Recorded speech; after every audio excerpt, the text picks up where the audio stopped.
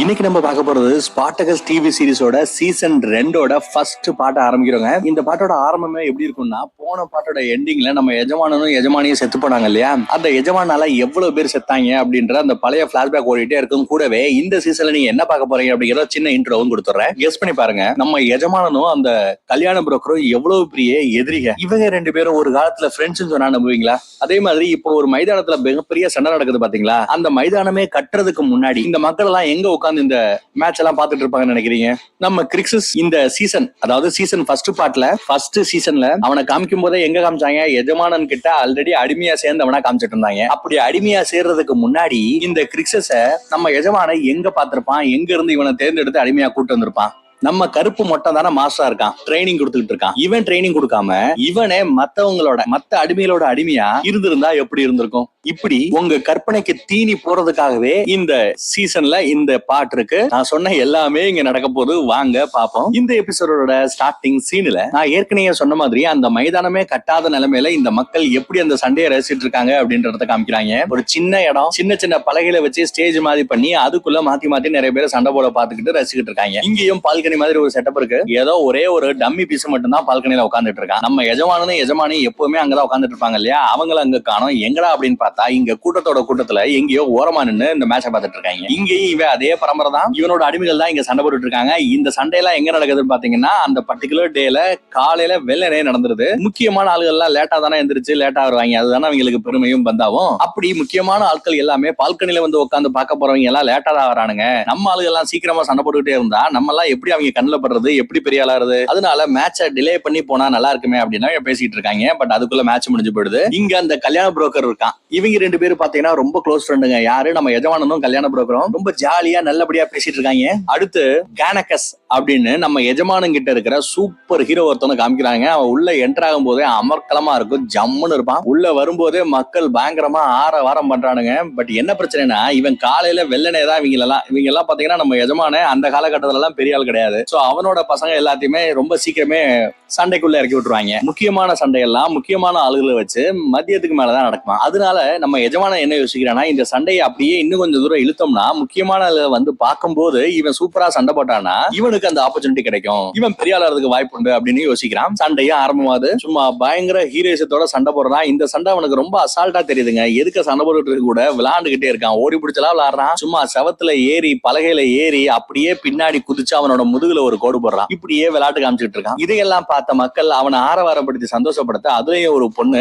என் கூட வா, என் கூட வந்து படு அப்படின்னு அப்படியே ஓப்பன் டாக்கா கூப்பிட, அதை பார்த்து இவன் கொஞ்ச நேரம் டைவர்ட் ஆயிருப்பான் இல்லையா, அந்த டைவர்ஷன்ல பின்னாடி இருந்து முதுகுல வெட்ட பாக்குறான் அவன். இதனால காண்டான நம்ம ஹீரோ இந்த காலிகஸ் அப்படிங்கிறவன் கத்தி ரெண்டையுமே கீழே குத்துறான். என்னடா அது, கோவப்பட்டா கத்தியோட வேகமா வருவான்னு பார்த்தா கத்தியை கீழே போடுறானே அப்படின்னா, வெறும் கை போதுண்டா அவன் கூட சண்டை போடுறதுக்கு அப்படிங்கிற மாதிரி வெறும் கையில போய் அவன் கூட சண்டை போடுறான். சூப்பரா சண்டை போட்டுட்டு ஒரு கட்டத்துல அவங்கிட்ட இருந்த அந்த கத்தியவே பிடுங்கி ஓயத்துல ஒரு குத்து, அதுக்கப்புறம் இன்னொரு கத்தி எடுத்துட்டு இன்னொரு பக்கத்துல ஒரு குத்துன்னு, டேய் கொன்றாதரா, இன்னும் கொஞ்ச நேரம் வெயிட் பண்றா, முக்கியமான ஆளா வரணும்டா நம்ம மாஸ்டர் நம்ம எஜமான அந்த பக்கத்துல கத்திக்கிட்டு இருக்கும் போது கேட்காம, ஏன்னா கூட்டத்துல சரியா அவனுக்கு கேட்கல அந்த கூச்சல்ல, அப்படியே கழுத்தை வெட்ட அப்படியே ரத்தம் சொட்ட அவனை கொன்னுறான். கரெக்டா இவன் செத்து போனதுக்கு அப்புறம் தான் முக்கியமான ஆளுக பால்கனில உட்காந்து பார்க்க வேண்டிய அந்த ஆளுகளா வரானுங்க. அட பாவி, ஒரு 5 நிமிஷம் தள்ளி போட்டுருந்தா நல்லா இருந்திருக்குமாடா அப்படின்னு நம்ம எஜமான வருத்தப்படுறான். அங்க பக்கத்துல நம்ம தாடிக்கார சாரி யாரு, நம்ம கல்யாண புரோக்கர் அவன் என்ன சொல்லலாம், டே விடுடா, அட்லீஸ்ட் இந்த இப்பேற்பட்ட ஒரு முக்கியமான சண்டையில உன்னோட ஆட்கள் சண்டையில இருக்கான்னு நினைச்சா நீ சந்தோஷப்படு. எந்த இடத்துக்கு என் பசங்களை நான் உள்ளேயே இறக்கல, இந்த மேட்சுக்குள்ளேயே நான் வரல, நான் அதாவது வருத்தப்பட்டு இருக்கேன்னா என்ன அப்படின்னு கேட்கணுமே. ஓகேடா பிரதர் அப்படின்னு ரெண்டு பேரும் அண்ணன் தம்பி மாதிரி பழகுறானுங்க. சரிவா சரக்கடிக்க போலாம் அப்படின்னு பொண்டாட்டி கூட்டிட்டு அவங்க வந்து போறான். அப்படி போகும்போது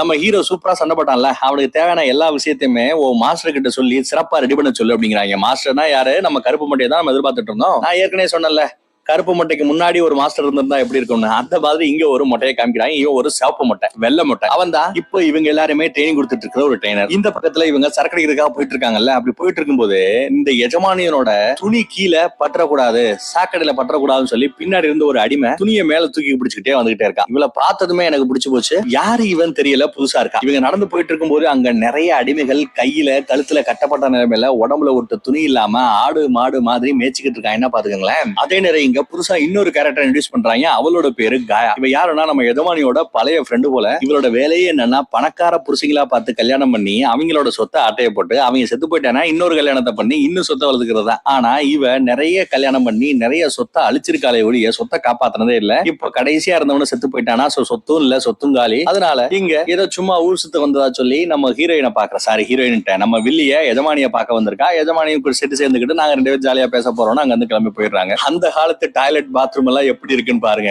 இப்படி இவங்க போயிட்டு இருக்கும்போது ஒரு காட்டு மிராண்டி மாதிரி ஒருத்தர் இருக்காங்க. அவன் இருக்கிற எல்லா பேரையுமே அடிச்சு துவம்சம் பண்ணிக்கிட்டு இருக்கான். ஏன்டா எவ்வளவு சொல்லி கொடுத்தாலும் சொல்ற பேச்ச கேட்க மாட்டேங்கிறல்ல, உனக்கு பாடம் சொல்லி கொடுக்குறேன்டான்னு அடிச்சே கொல்ல பாக்குறான். இன்னொரு மட்டை இவன் அடிமைதானே, இவனை நான் விலைக்கு வாங்கிக்கிறேன் அப்படின்னு கேட்க, விலைக்கெல்லாம் கொடுக்க போறது இல்ல, இவன் ஒருத்தர் இல்ல, இவனை நாங்க கொல்ல போறோம் அப்படின்னு 50 தினாரி தரேன் அப்படின்னு கேட்டதுமே மிரண்டு போறான். அவன் இவனோட ஒருத்தே 5 தினாரி தான் இருக்கும், இவ்வளவு காசு கொடுத்து இவனை ஏன் வாங்குற அப்படின்னு அவனே மொட்டை சந்தேகப்பட்டு கேட்கிறான். அதெல்லாம் உனக்கு தேவையில்லை, காசு கொடுத்தா கொடுப்பே இல்ல. அவன் கண்ணை பாரு, வெறி தெரியுது பாரு, அவன்லாம் மைதானத்துல இறங்கி சண்டை போட வேண்டிய ஆள்றான்னு சொல்லி அவ்வளவு பெரிய பணத்தை கொடுத்து இன்ஃபேக்ட் பணம் கொடுக்கறதுக்கு காசு இல்லைன்னு சொல்லிட்டு இங்க இருந்த அந்த கல்யாண புரோக்கர் ஃப்ரெண்ட் இருக்கான்ல அவங்கிட்டயே கடை வாங்கி இவனை காசு கொடுத்து வாங்கியிருக்கான்னா பாத்துக்கங்களேன். இப்படி தாங்க நம்ம கிரிக்ஸஸ் ஹீரோவை நம்ம எஜமான விலைக்கு வாங்கினது. அதே நேரம் அந்த பக்கத்துல என்ன நடக்குது அப்படின்னு காமிக்கிறானுங்க. நிறைய அடிமைகள் ட்ரைனிங் எடுத்துக்கிட்டு இருக்காங்க. அந்த அடிமைகள்ல ஒரு ஆள் தான் நம்ம பழைய கார்கா செத்து போனால வட்டி விட்ட ஃபேமிலியை கொண்டு அந்த பையன் இருக்கான். நம்ம சப்பானி காலில் அடிபடாம ஒரு கிளாடியேட்டரா இங்க இருக்கான். நம்ம கருப்பு மட்டும் கூட இங்க அடிமையோட அடிமையா தான் ட்ரைனிங் எடுத்துக்கிட்டு இருக்கான். இங்க எனக்கு பிடிச்ச அந்த அடிமையை காமிக்கிறாங்க. என்னடா உனக்கு எதிர்பார்த்த மாதிரியே எல்லாம் திருப்தியா இருந்ததா அப்படின்னு கேக்குறா. நம்ம ஹீரோ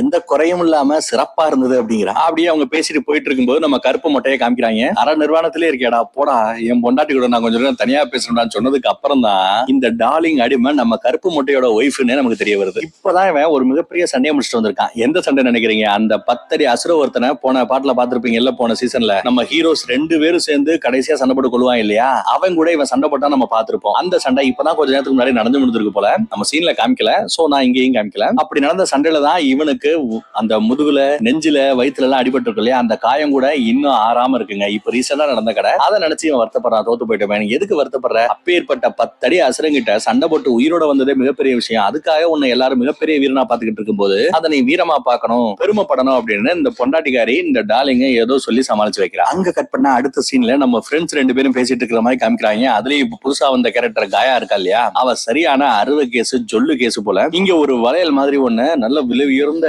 வளையல் போல, அதை போய் நம்ம எஜமானிக்கு போட்டு வர்றா. அப்படியே மவுத்து ஒரு கேஸ் அடிக்கிறாங்க. அதுக்கப்புறம் எங்க இங்க வந்த என்ன மேட்டர் அப்படின்னு கேட்டா, உன் கூட கொஞ்சம் டைம் ஸ்பெண்ட் பண்றதுக்காக தான் வந்திருக்கா இந்த காயா பொண்ணு சொல்றா. அதுக்கப்புறம் பாதியில நிக்கிறா, முழுசா சொல்றீ அப்படின்னு கேட்டதுக்கு முன்னாடி சொல்ல வரா, அதுதான் என் புருஷன் செத்து போயிட்டான், இப்ப போறதுக்கு வர்றதுக்கு எனக்கு போக்கு இல்ல, அதனால கொஞ்ச நாள் உன்னோட வில்லால கொஞ்ச நாள் இருந்துட்டு போலான்னு வந்தேன். அதுக்குள்ள எப்படி நான் இன்னொரு புருஷனை பிடிச்சிருவேன், அதுக்கப்புறம் இன்னொரு புது வீட்டுக்கு நான் போயிடுவேன்னு சொல்ல, சரி என் புருஷன் கிட்ட பர்மிஷன் கேட்கிறேன் அப்படின்னு பேசிட்டு இருக்கும் போது எங்க உன் மாமனார காணோம் அப்படின்னு இவ கேட்கிறா காயா. அந்த ஆளுக்கு உடம்பு சரியில்லை, பக்கத்துல இன்னொரு ஊர்ல தங்கியிருக்காரு அப்படின்னு சொல்ல, அங்க இருந்துகிட்டு தான் அந்த கிழவன் இன்னும் இந்த பரம்பரையை ஆண்டுகிட்டு இருக்காரா அப்படின்னு கேட்க, இல்ல இனிமே இந்த பரம்பரையை ஆள போறது என்னோட புருஷன் தான், அவன் சொல்றதுதான் இந்த வீட்டுல எல்லாம் நடக்கும் சொல்ல, அதையும் நம்ம பார்க்கத்தானே போறோம் அப்படின்னு பேசிட்டு இருக்காங்க. இங்க இந்த காயா கேட்கிறா, இவ்வளவு நாளா இவ்வளவு விதவிதமா அடிமைகள் இங்க இருக்காங்க, அதுல ஏதாவது ஒரு அடிமை கூட கொஞ்சம் அப்படி இப்படின்னு இருக்குன்னு உனக்கு நினைப்பே வரலையா அப்படின்னா இவ ஆசையை தூண்டி விடுறா. அடச்சி, என் புருஷனை தவிர வேற யாரு கூட நான் போனதில்ல, அதுலயும் குறிப்பா இந்த அடிமை நாய்கிட்ட எல்லாமா போய் நான் பழக போறேன், சீச்சி அதை நினைச்சாலே எனக்கு வாந்தி வருதுன்னு சொல்ல, அப்படியே அங்க சீனை கட் பண்ணி அந்த அடிமை நாயை நம்ம கிரிக்ஸஸ ஒரு காட்டு விராண்டி மாதிரி உள்ள காமிக்கிறாங்க. நாய் மாதிரி உள்ள வீசிட்டு போறானுங்க. போன பாட்டு போன சீசன்லாம் பார்த்தவங்களுக்கு தெரியும், அப்படி வாந்தி வருதுன்னு சொன்னவதான் நம்ம கிரிக்ஸஸ் கூட எவ்வளவு சல்சா பண்ணிக்கிட்டு இருந்தா அப்படின்னு. அது எல்லாம் பார்க்காதவங்க கீழே டிஸ்கிரிப்ஷன்ல லிங்க் கொடுத்துருக்கேன். மொத்த ஸ்பார்டகஸோட அந்த டிவி சீரிஸையும் ஃபர்ஸ்ட் எபிசோட்ல இருந்து இப்ப வரைக்கும் நீங்க தாராளமா பார்க்கலாம். அப்பதான் கதையும் புரியும். நடுவுல பாத்தீங்கன்னா புரிஞ்சது சிரமம் தான். சரி, இப்போ நம்ம உள்ள நம்ம கிரிக்ஸஸ் காண்டு பிராண்டியை உள்ள தள்ளி விட்டாங்க இல்லையா, கீழே விழுந்த இடத்துல யாரா இருக்காங்கன்னா ஒரு 3 கிளாடியேட்டர் இருக்காங்க. அதுல ஒருத்தன் தான் நம்ம சப்பானி. இன்ஃபேக்ட் அவன் தான் இவங்களுக்கே சீனியர் போல, முன்னாடி வந்து உட்காந்துருக்கான். உள்ள வந்த இவனை ஒரு புதுசா காலேஜ்ல ஜாயின் பண்ண நியூ ஜானி மாதிரியே ராகிங் பண்ணிட்டு இருக்கானுங்க. நீ எல்லாம் இங்க தாக்கு பிடிக்க மாட்ட, மைதானத்துல செத்து போறதுல நீ தாண்டா முதலா இருப்ப அப்படிலாம் பேசிட்டு இருக்காங்க. அங்க கட் பண்ணா அடுத்த சீன் நம்ம எஜமான் கிட்ட பேச வந்திருக்கா. எதுக்கு வந்திருக்கான்னு தெரியுதா, அந்த ஃப்ரெண்டு இங்கேயே தங்கிக்கலாமா அப்படின்னு பர்மிஷன் கேட்க வந்திருக்கா. பர்மிஷனும் கொடுத்தாச்சு. அதோட நிக்காம கொஞ்சம் புருஷ முஞ்சாதி வேலையை பார்த்துட்டு இருக்கானுங்க. அதை தூரமா இருந்து அந்த காயா லேடி பாத்துக்கிட்டு இருக்கா, பார்த்து ரசிச்சுக்கிட்டு இருக்கா. இப்போ அந்த பக்கத்துல ட்ரைனிங் ஆரம்பமாது. நம்ம சப்பானி தான் உண்மையிலேயே பாத்தீங்கன்னா கிரிக்ஸஸ் கூட சண்டை போட்டுக்கிட்டு இருக்கிறவன். கிரிக்ஸஸ் அசால்ட்டா அடின்னு அடிச்சு தம்சமும் பண்ணிக்கிட்டு இருக்கான். ஒவ்வொரு தடவையும் தோத்து போறான் கிரிக்ஸஸ். அப்போ ப்ராப்பரா அவன் ட்ரைனிங் இல்ல, ஒரு காட்டு முன்னாடி தான் இல்லையா. இங்க நம்ம மாஸ்டர் ஒழுங்கா சண்டை போடுறா, பொத்து பொத்துன்னு கீழே விழாதுரா, அசிங்கமா இல்லையா அப்படின்னு திட்டுறாரு. அந்த பக்கம் நம்ம கருப்பு மட்டையும் அந்த பழைய கார்கான ஒருத்தர் இருந்தால அவங்க 2 பேரும் சண்டை போட்டு இருக்கத காமிக்கிறானுங்க. அவங்க 2 பேரும் ஒன்னா ட்ரைனிங் எடுத்துட்டு இருந்தாங்க போல. எல்லா பேரும் உசுறு கொடுத்து ட்ரைனிங் எடுத்துக்கிட்டு இருக்கும்போது கேனகஸ் ஹீரோ இருக்கான்ல, அவன் மட்டும் ஜாலியா லேட்டா எந்திரிக்கிறான். தனியா ட்ரைனிங் எடுக்கிறது வேணுமா அப்படின்னு கேட்க நம்ம மாஸ்டரும் சரி எடுத்துக்கிறான்னு சொல்ல, அவனை பாத்தியா நல்லா எல்லா சண்டையிலுமே ஹீரோ மாதிரி ஜெயிச்சுக்கிட்டே இருந்தா, ஒரு சாம்பியன் ஆகிட்டே இருந்தா நம்ம எஜமான பார்வைப்பட்டா போதும், இதே மாதிரி நம்மளும் ஜாலியா இருக்கலாம், நிறைய மாதுன்னு நிறைய கிடைக்கும், இஷ்டத்துக்கு லேட்டா இருந்திருக்கலாம் வைக்கலாம் எல்லாம் பேசிட்டு இருக்காங்க. அந்த பக்கத்துல ரொம்ப நார்மலா ட்ரைனிங் எடுத்துட்டு இருந்த நம்ம மொட்டை கருப்பு மொட்டை திடீர்னு நம்ம எஜமான இங்க வரத பார்த்தது என்ன மன்னிச்சுக்கிடான்னு சொல்லி எதுக்கு சண்டை போட்டு இருக்கிற அந்த கார்காவை போட்டு அடி அடி அடின்னு அடிக்கிறான். அதை பார்த்துட்டு பரவாயில்லையே பழைய ஃபார்முக்கு வந்துட்டீங்க போலயே அப்படின்னு தூரமா இருந்த நம்ம எஜமான அங்க இருக்கான் பாத்தியா அந்த காட்டு விளாண்டி கிரிக்ஸஸ், அவனை கொஞ்சம் சீக்கிரம் ட்ரைனிங் எடுத்து ரொம்ப ஃபாஸ்டா வீரனா கொண்டு வா அப்படின்னு சொல்லிட்டு போயிடுறான். கிரிக்ஸஸ் ரொம்ப சந்தோஷமா வந்து உங்க ட்ரைனிங்க்கு ரொம்ப தேங்க்ஸ் சொல்லும் போது வாயிலே ஒரு குத்து,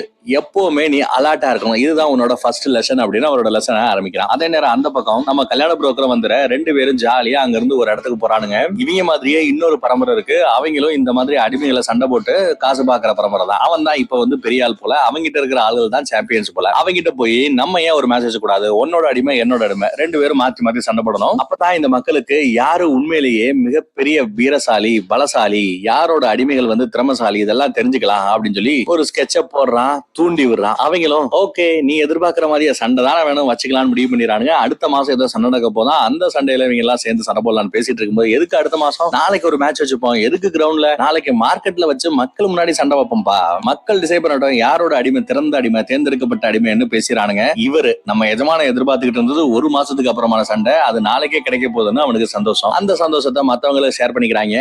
சரி நாளைக்கு நடக்க போற சண்டையில யார உள்ள களத்துல இறக்க போறீங்க அப்படின்னு சொல்லி நம்ம எஜமானி கேட்க, அதை பத்தி தான் இன்னும் டிசைட் பண்ணிட்டு இருக்கேன்னு சொல்லிட்டு நம்ம கருப்பு மட்டையை வர சொல்றாங்க. கருப்பு மட்டை வரான், ரொம்ப சந்தோஷமா வரான். நாளைக்கு ஒரு மேட்ச் நடக்க போது, அதுவும் மார்க்கெட்ல எதிர் அணியில இருக்கிற அவங்க கூட ஒரு நல்ல சாம்பியன் இறக்கி விட்டுட்டு நல்லா சண்டை பண்ணு வச்சுன்னு பேசிட்டு இருக்க, இது எனக்கு ரொம்ப கௌரவமான விஷயம், கண்டிப்பா உங்க பேரை காப்பாத்துவேன்னு நம்ம கருப்பு மட்டை சொல்ல, நீ ஆல்ரெடி காப்பாத்திட்ட, இப்ப நான் உன்ன பத்தி பேசிட்டு இருக்கல, நம்ம கேனகஸ் ஹீரோ பத்தி என்ன நினைக்கிற, அவனை உள்ள இறக்கி விடலாமா அப்படின்னு கேட்க, இவன் போகணும்னு ஆசைப்பட்டான், பட் ஸ்டில் அதையும் தாண்டி இதை பத்தி நீங்க ஏன் மாஸ்டர்ட்ட கேட்க கூடாது, எதுக்கு தேவையில்லாம ஏன்ட்ட கேக்குறீங்க அப்படின்னு கேட்க, அந்த மாஸ்டர் தானே அவரு நல்ல மனுஷன் தானே, தப்பா சொல்லல, பட் அவரு எங்க அப்பா கிட்ட வேலை பார்த்துட்டு இருந்தது, பல வருஷமா வேலை பார்த்துட்டு இருந்தது, பழசே பழைய ட்ரெடிஷனையே பிடிச்சு தொங்கிட்டு இருக்கவரு, பட் நீ அப்படி இல்ல, நீயும் நானும் ஒன்னா இந்த வில்லால வளர்ந்துகிட்டு இருந்தோம், நிறைய சாம்பியன்ஸ் வளர்ந்ததையும் பார்த்தோம் வீழ்ந்ததையும் பார்த்தோம், என்னோட வேவ்லென்த்துக்கு நீ தான் சிங்க் ஆவ, அதனாலதான் உன்னோட வேல்யூபிள் ஃபீட்பேக் கேட்கிறேன், சொல்லு கேனகஸை பத்தி என்ன நினைக்கிற, அவனை உள்ள இறக்கலாமா இல்லையான்னு கேட்க, இவரும் பெருந்தன்மையா அவனை தாராளமா இறக்கலாம், நீங்க சந்தேகப்பட வேண்டாம் அப்படின்னு சொல்லிடுறாரு. பரவாயில்ல,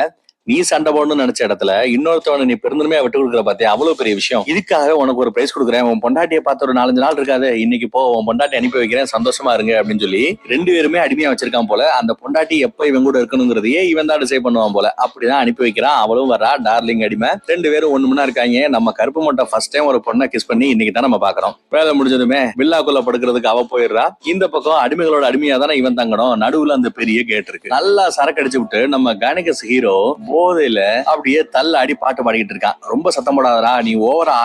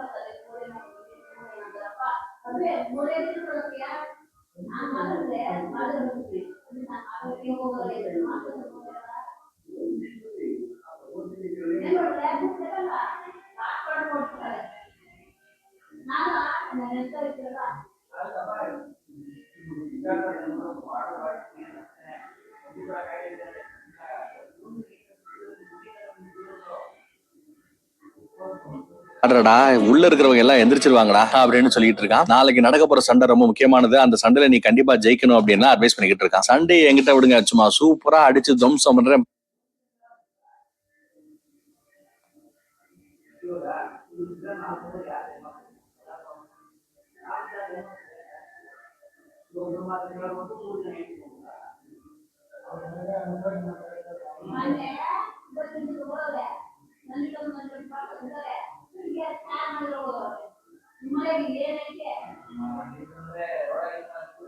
பாருங்க அப்படின்னு ரொம்ப திமிரு பிடிச்சு பேசுறான் நம்ம கானகஸ் ஹீரோ. இப்போ அடுத்த நாள் காலையில விடிஞ்சிருது, மார்க்கெட் வேற வந்தாச்சு. நம்ம காயா அவளும் இங்க மேட்ச பார்க்க வந்திருக்கா. அவளை பார்த்து இந்த எதிரணியில இருக்கிற அந்த பரம்பரையை சேர்ந்தவன் காயா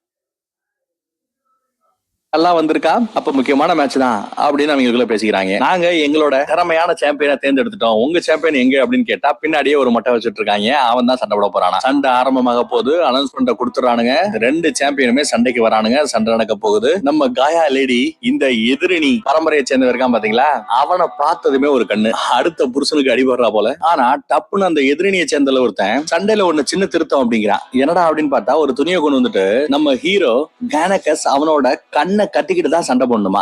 எதுக்குடா அப்படின்னு பார்த்தா கொஞ்ச நேரத்துக்கு முன்னாடி இந்த மேட்ச் ஆர்கனைஸ் பண்றதுக்காக இவங்க கிட்ட பேச்சுவார்த்தைக்கு போயிருப்பான் பாத்தீங்கன்னா நம்ம எஜமான. அப்படி பேசிட்டு இருக்கும்போது உணர்ச்சி பெருக்கல இந்த கவிஞர்கள் மாதிரி கொஞ்சம் எக்ஸ்ட்ரா தூவம் போட்டுருவான். என்ன சொல்லிட்டானா, என்கிட்ட இருக்கிற ஒவ்வொரு ஆளுமே அசால்ட்டா கண்ணை கட்டிக்கிட்டே உங்ககிட்ட இருக்கிற ஆளுகளை ஜெயிச்சிருவாங்க அப்படின்னு நீ சொன்னேல, இப்ப கண்ணை கட்டிட்டு விளையாட சொல்லு அப்படின்னு பிட்ட மாத்தி விட்டுறானுங்க. என்னடா சும்மா ஒரு எதுக மோனையில 2 வார்த்தை பேசக்கூடாதா, அதுக்காக அதையே பிடிச்சி தொங்கிட்டு இருப்பியா அப்படின்னு நம்ம எஜமான பேச வரான். பட் கிரௌடு பாத்துக்கிட்டு இருக்கு, என்ன பண்ணும் தெரியாது. பட் அதுக்குள்ள நம்ம கானகஸ் ஹீரோ முந்திக்கிட்டு உனக்கு என்னடா கண்ணை கட்டி தாண்டா ஆடணும், நான் ஆடுறேன்டா அப்படின்னு சொல்லி எல்லாரும் முன்னாடி ஒத்துக்கிறான். இதுக்கப்புறம் நம்ம மாஸ்டரால நம்ம எஜமானால என்ன பண்ணணும் தெரியல. அந்த பக்கம் நம்ம மாஸ்டர் கிட்டயே கத்தியே கொடுத்துட்டு நான் ரெடி, என் கண்ணை கட்டுங்கடா அப்படிங்கிறான். கண்ணை கட்டிக்கிட்டு இந்த பண்ணி கூட நான் சண்டை போட முடியும், இவன் உடம்புல இருந்து வர்ற நாத்தம் போது அது இவன் எங்க நிக்கிறான் என்ன பண்றான் அப்படிங்கறது தெரிஞ்சுக்கிறதுக்காக குருட்டுத்தனமா அவன் அந்த சண்டைக்கு ஒத்துக்கிறான். கண்ணையும் கட்டிட்டாங்க. மாஸ்டர் கிட்ட இருந்து கத்திய வாங்கிட்டு ரெடியா இருக்கான். எதுக்கு அந்த பண்ணி சண்டைக்கு வருது, எங்க நிக்கிறானே தெரியாது. பட் இருந்தாலுமே சூப்பரா அவன் இங்கதான் நிக்கிறான் அப்படிங்கறத கணிச்சுக்கிட்டு அசால்ட்டா அருமையா சண்டை போட்டுட்டு முன்னேறி வந்துகிட்டே இருக்கான் நம்ம கானகஸ். ஒரு கட்டத்துல அவனோட காலை வாரி விட்டுட்டு அவன் மேலேயே ஏறி அவன்கிட்ட இருந்த அந்த கத்தியை புடுங்கிட்டு அவன் மூஞ்சிலேயே அடிச்சு துவம்சம் பண்றான். ஆனா அதுக்குள்ள நம்ம ஹீரோவை செமையா அடிச்சுட்டு அப்படியே தூக்கி WF அடிக்கிற மாதிரி ஒரு போடு கீழே போடுவான் பாருங்க. தலையில லைட்டா ரத்தமே வந்துருச்சு நம்ம ஹீரோவுக்கு.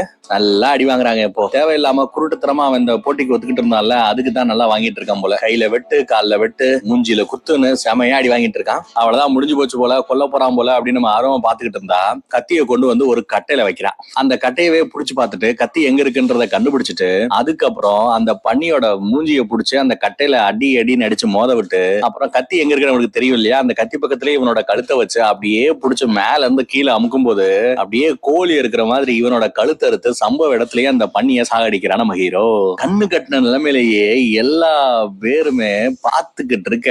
அது ஒரு மிகப்பெரிய சாம்பியனை இப்படி அசால்ட்டா கொன்னுட்டா இல்லையா, இது காட்டு தீ மாதிரி எல்லா பக்கமும் பரவுதுங்க. இந்த பக்கம் எதிரணியில இருக்கிறவங்களுக்கு செம அசிங்கம். அது எல்லா பேரும் கை தட்டி ஆரவாரம் பண்றாங்க, தூக்கி வச்சு கொண்டாடுறாங்க நம்ம ஹேனிகஸ் ஹீரோவை. ஒரு நாய் ஒரு போட்டியில ஜெயிச்சா அந்த நாயை பாராட்டுவாங்களா, இல்ல அந்த நாயை வளர்த்த ட்ரெயின் பண்ண ட்ரெயினரை பாராட்டுவாங்களா? ட்ரெயினர் தான் பாராட்டுவாங்க. அந்த மாதிரிதான் இங்கேயும் அந்த ஊர் மேஜிஸ்ட்ரேட் வந்து சூப்பரா சண்டை நடந்ததுடா, அடுத்த சண்டையில உங்களை சந்திப்புன்னு சொல்லிட்டு போறான். எஜமானுக்கு அவ்வளவு சந்தோஷம். இன்னைக்கு நைட்டு என் கறிக்கடை பக்கம் வா, அடுத்து என்ன ஏது நம்ம பேசுவோம் அப்படின்னு சொல்லி நம்ம எஜமானனை கூப்பிட எஜமானுக்கு ரொம்ப சந்தோஷம். அப்படியே அங்க சீனை கட் பண்ற. அடுத்த சீனு நம்ம ஹீரோ ஹெனகஸ் குளிக்கிற இடத்துக்கு போறான். பசங்க எல்லாருமே அவனை பார்த்து பயங்கரமா ஆரவாரம் பண்றாங்க. நம்ம மொட்டை கூட வந்து வாழ்த்துக்கள் சொல்றான். எனக்கு நிறைய சரக்கு கொடுத்துருக்காங்க, பட் அதை என் பசங்க கூட ஷேர் பண்ண ஆசைப்படுறேன், எல்லா பேரும் சாப்பிடுங்க அப்படிங்கிறான். உடனே எல்லாரும் குஷியா இருப்பாங்க. இங்க நம்ம கிரிக்ஸஸ் புதுசா வந்த அந்த 3 பேர் இன்க்ளூடிங் நம்ம சப்பான் உட்பட எல்லாருமே சரக்கு அடிக்க ரெடியா இருக்க. இல்ல ஒன்லி கிளாடியேட்டர்ஸ் மட்டும் தான் குடிக்கணும், இந்த ட்ரைனிங் வந்த பசங்களுக்கு எல்லாம் சரக்கு இல்ல அப்படின்னு சொல்லிடுறான். இங்க எல்லா பேருக்கும் சந்தோஷம். வில்லாக்குள்ள செம குஷியா இருக்காங்க. நான் அந்த கறிக்கடிக்கு போறேன், அவங்க கிட்ட அடுத்து என்ன ஏதுன்னு பேசிட்டு வரேன்னு சொல்லிட்டு போக, அதே நேரம் இங்க அந்த ஃப்ரெண்டு காயா ஏதோ ஒண்ணு காமிக்கிறா. செம்ம போதை ஏத்துற மாதிரி ஏதோ ஒண்ணு கையில வச்சிருக்கா போல. ரொம்ப நாள் ஆச்சுல, வா குடிப்போம்னு சொல்லி 2 பேரும் மாத்தி மாத்தி குடிச்சுக்கிறாங்க. இப்ப அந்த பக்கத்துல இவங்களை பார்க்க போன நம்ம எஜமானுக்கு சின்னதா ஒரு ஷாக்கு. என்ன அப்படின்னா, இவன் எதிர்பார்த்து போனது அடுத்து நடக்க போற மிகப்பெரிய மேட்ச்ல நம்ம ஹீரோவையும் உள்ள சேர்த்துக்கணும் அப்படிங்கறதா இவனோட பிளான். நம்ம ஹேனிகஸா உள்ள சேர்த்துக்கணும். இவன் கண்டிப்பா உள்ள சேர்த்துக்கலாம், அதுவும் மொதல் மேட்ச்லயே அவனை நாங்க ஆட விடுவோம். ஆனா அவன் ஓன் டீம்ல இருந்து ஆட மாட்டான், ஏன் டீம்ல இருந்து ஆடுவான். அவனை விலைக்கு வாங்குறதுக்கு நாங்க ரெடி அப்படிங்கிறாங்க. விலைக்கு வாங்குறதா? இது என் லிஸ்ட்லயே இல்லையடா, என் பிளான்லயே இல்லடா. ஹேனிகஸ் இஸ் நாட் ஃபார் சேல், அவன் விற்பனைக்கு இல்ல அப்படின்னு சொல்ல. அப்படியெல்லாம் நீ சொல்லக்கூடாது, எல்லாத்துக்கும் எங்க விலை இருக்கு, எங்களால வாங்க முடியாது, எதுவுமே இல்ல அப்படின்னு சொல்லிட்டு 200 தினாரி கொடுக்குறான். நம்ம கிரிக்ஸஸா 50 தினாரி தான் வாங்கியிருப்பான், இது 200 தினாரி, 4 மடங்கு ஒருத்தவன். காசை வாங்கிக்கோ, அவனை எங்களுக்கு கொடுத்துருன்னு கேட்க இவன் முடியாதுன்னு மறந்து பிடிக்க, இவன் கூட ஒரு அடிமை வந்திருப்பான் இல்லையா, அவனையே கழுத்தெடுத்து கொள்றாங்க. இவனோட மூஞ்சில ஒரு முகமுடிய போடுறானுங்க. மூஞ்சில துண்டை போட்டு மூடிட்டு சும்மா வாயிலேயே குத்துன்னு குத்துறாங்க நம்ம எஜமானனை. செம்மையா அடி வாங்குறான். அதே நேரம் அந்த பக்கம் அந்த 2 கேஸுமே நல்லா போதைப் பொருளை ஏத்திக்கிட்டு தப்பு பண்ணிக்கிட்டு இருக்கு. இந்த பக்கத்துல நம்ம எஜமான செம்மையா அடி வாங்கிட்டு இருக்காங்க. போற வரவெல்லாம் அடிச்சுக்கிட்டு இருக்கான். மூஞ்சி ஃபுல்லா வீங்கி போன நிலைமையில அவனை போட்டுட்டு, இந்த அவமானம் எல்லாம் உனக்கு பத்தாதுரா, இதை விட பெரிய அவமானம் உனக்கு ஒன்று காத்துக்கிட்டு இருக்குன்னு சொல்லிட்டு எஜமான மேலேயே உச்சா போறாங்க. அதுலயும் அவன் வாயி மூக்கு கண்ணு எல்லா பக்கம் உச்சா அடிச்சு விடுறா. இவ்வளவு கேவலமா நடந்துக்கிறாங்க பாருங்க. அடுத்த தடவை உன்னை பார்க்கும்போது இதே மாதிரியே அடம்பிடிக்க கூடாது, ஒழுங்கா வாழை எனக்கு வித்துட்டு போயிட்டு துப்புறாங்க. சே, இவ்வளவு கேவலமா நடத்திட்டாங்க நம்ம எஜமானுக்கு. இவன் எவ்வளவு பெரிய பாவின்னு நமக்கு தெரியும், பட் இவன் மேலேயே நமக்கு கருணை வர ரேஞ்சுக்கு சீனை வச்சிருக்காங்க. என்ன பாத்துக்கங்களேன். அதே இடத்துலதான் அந்த பிரம்மாண்ட மைதானத்தை கட்டிக்கிட்டு இருக்காங்க இல்லையா, அதை காமிக்கிறாங்க. அதோட இந்த சீசன் 2ல ஃபர்ஸ்ட் பார்ட்ட முடிக்கிறோம். செகண்ட் பார்ட்ல இவன் பலிக்கு பலி வாங்குறதுக்கு என்ன பண்ண போறான் அப்படிங்கறத பார்க்க போறோம். மறக்காம வாங்க, பாருங்க, சந்தோஷமா போங்க. தேங்க்யூ.